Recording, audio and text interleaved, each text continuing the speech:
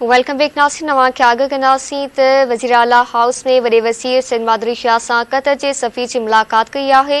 तर्जुमान मूजिब सिंध में ॿोड़ जी सूरतहाल ते क़तर जे सफ़ीर अफ़सोस जो इज़हार कयो। तर्जुमान जो चवणु आहे त वॾे वज़ीर सैद मादली शाह क़तरी सफ़ीर खे ॿोड़ जे नुक़साननि बाबति आगाही ॾिनी। वॾे वज़ीर सैद मादली शाह चयो त सूबे में 23 ज़िला मुतासिर ऐं 1 करोड़ माण्हू मुतासिर थिया। क़तर जे सफ़ीर जो चवणु हो त क़तर ॿोड़ मुतासिर जी बहाली लाइ सिंध हुकूमत जी हर मुमकिन साथ ॾींदो।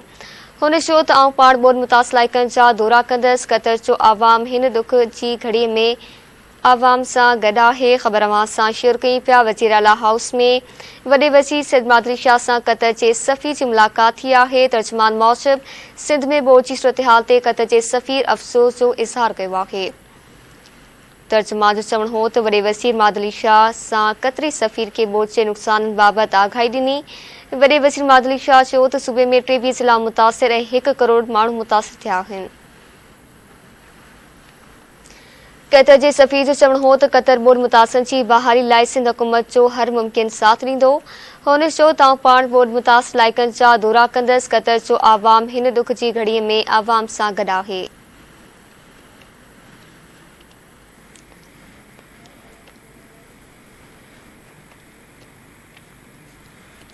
ख़बर अवां सां शेयर कई पिया। वज़ीर आला हाउस में वॾे वज़ीर सैद मादली शाह सां क़तर जे सफ़ीर जी मुलाक़ात थी आहे। तर्जुमान मूजिब सिंध में ॿोड़ जी सूरतहाल ते क़तर जे सफ़ीर अफ़सोस जो इज़हार कयो।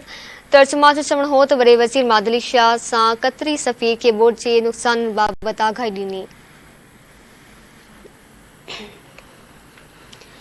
वॾे वज़ीर मादली शाह चयो त सूबे में 23 ज़िला मुतासिर ऐं 1 करोड़ माण्हू मुतासिर थिया। क़तर जे सफ़ीर जो चवणु हो त क़तर ॿोड़ मुतासिर जी बहाली लाइ सिंध हुकूमत जी हर मुमकिन साथ ॾींदो।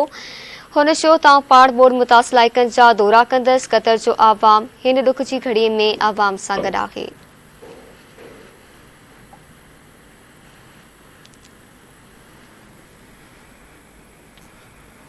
वधीक तफ़सील मालूम कंदासीं कराची मां शबीर लाशारी खां। जी शबीर आगाह कजो।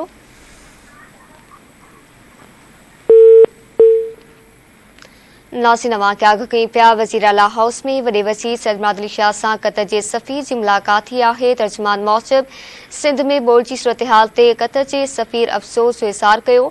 तर्जुमान जो चवणु हो त वॾे वज़ीर मादली शाह सां क़तरी सफ़ीर खे ॿोड़ जे नुक़साननि बाबति आगाही ॾिनी। वॾे वज़ीर मादली शाह चयो त सूबे में 23 ज़िला मुतासिर ऐं 1 करोड़ माण्हू मुतासिर थिया।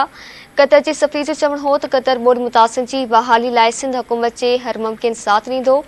हुन चयो त आउं पाण ॿोड़ मुतासिर इलाइक़नि जा दौरा कंदसि। क़तर जो आवाम हिन ॾुख जी घड़ीअ में आवाम सां गॾु आहे।